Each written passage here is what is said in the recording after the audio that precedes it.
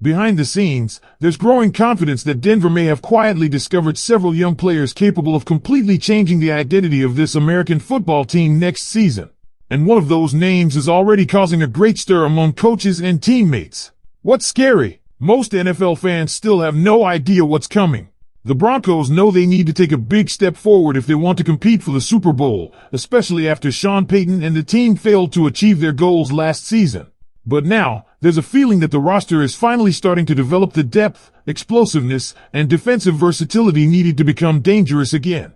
And today, I'm going to tell you exactly why some people within the organization believe Denver may be hiding one of the next NFL stars right under everyone's noses. But before we continue, don't forget to like if you truly believe the Denver Broncos are about to surprise the NFL this season. And I want all the optimistic Broncos fans in the comments to write this right now. Go Broncos! Our return to greatness starts now. Now let's get straight into it because there's a fascinating debate happening around this Broncos defense right now.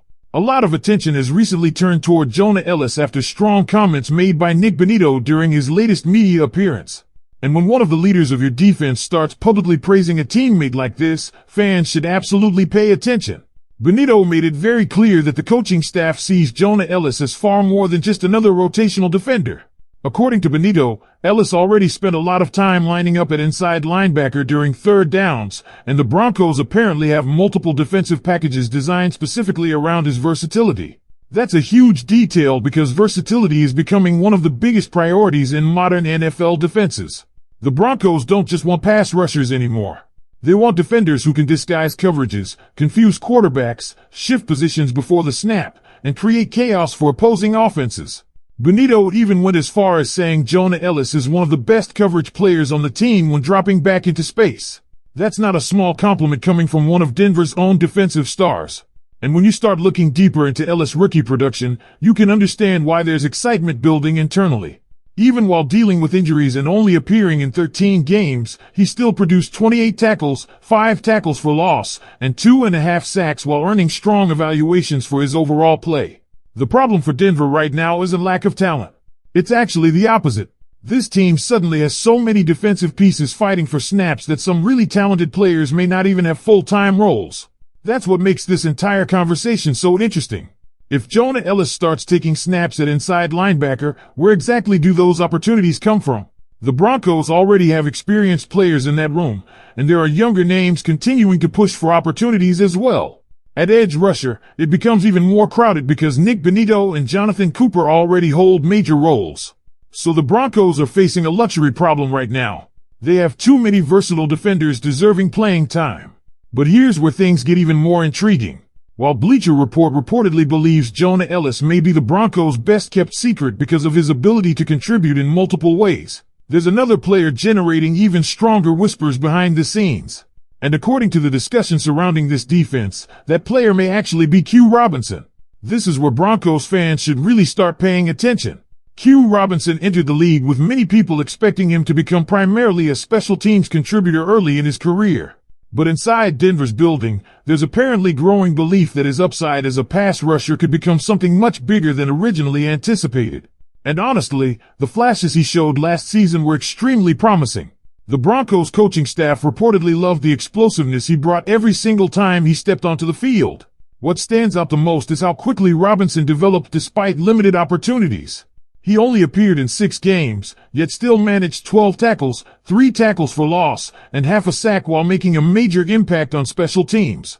In fact, there was even discussion that he became one of Denver's best special teams players almost immediately. That kind of instant impact usually earns trust very quickly from coaching staffs. And then there's the athletic upside. The Broncos reportedly viewed Robinson as an extremely high-ceiling prospect coming out of Alabama. There was already confidence that being surrounded by elite talent in college would help accelerate his development, but now Denver may be starting to see the early signs of that potential becoming reality. One specific play mentioned during the discussion involved Robinson chasing down Drake May for a sack after fighting through contact and closing with tremendous speed. The key detail wasn't just the sack itself. It was the combination of size, burst, and closing ability that reportedly caught the Broncos' attention. And maybe the most important detail of all is this: George Paton previously believed Q Robinson might possess one of the highest upsides from that entire draft class. That's not a statement teams make lightly. Now imagine this scenario for a second.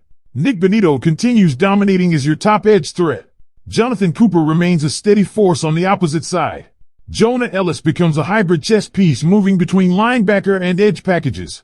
And then suddenly Q Robinson emerges as an explosive rotational pass rusher bringing fresh energy every single week. That's how dangerous defenses are built. Depth becomes a nightmare for opposing offenses because pressure never stops coming. And according to the growing conversation around this roster, the Broncos may quietly be assembling exactly that kind of defensive identity. The scary part for the rest of the league is that Robinson may still only be scratching the surface of what he can become.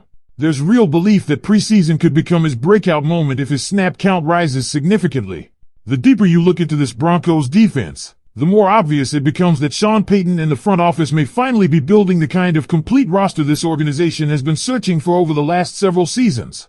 And honestly, one of the biggest reasons for optimism right now is that Denver no longer looks like a team relying on just a handful of stars. This roster suddenly has layers of talent developing underneath the surface, and that's exactly how serious contenders are built in the NFL. What makes the entire Q Robinson situation even more exciting is the fact that his role could expand naturally without forcing unrealistic expectations onto him immediately. Nobody is asking him to come in and replace Nick Bonitto. Nobody is expecting him to suddenly become the face of the defense overnight. That's actually what makes this setup so dangerous. He gets to develop inside a system already filled with experienced players, while the coaching staff slowly increases his responsibilities. Those situations are often where breakout players are born. And when you go back and examine the comments surrounding Robinson, there's one thing that really jumps out. The Broncos clearly trust their developmental process. They believe they can take athletic prospects with high ceilings and turn them into legitimate contributors over time. That matters because championship-caliber franchises constantly create waves of young talent instead of depending only on expensive veterans. Denver appears determined to build that exact type of culture now. The most interesting part is how all these pieces may fit together once the season actually begins. Think about the flexibility this defense could have. Jonah Ellis moving around between edge and linebacker responsibilities gives Denver the ability to disguise pressure packages before the snap. Offenses may think pressure is coming from one direction, only for Ellis to suddenly drop back into coverage while another defender attacks from somewhere else. That kind of unpredictability can completely disrupt quarterbacks. And then when you insert Q Robinson into rotational pass rushing situations, especially against tired offensive lines late in games, his explosiveness could become a real weapon. That's something many fans may not fully realize yet. Rotational edge rushers can completely change games in the fourth quarter because fresh legs matter tremendously when offensive linemen are exhausted. If Robinson develops the way the Broncos hope, he could become one of those players offensive coordinators hate preparing for. Another major factor here is competition. Denver suddenly has internal competition at multiple defensive positions, and that usually raises the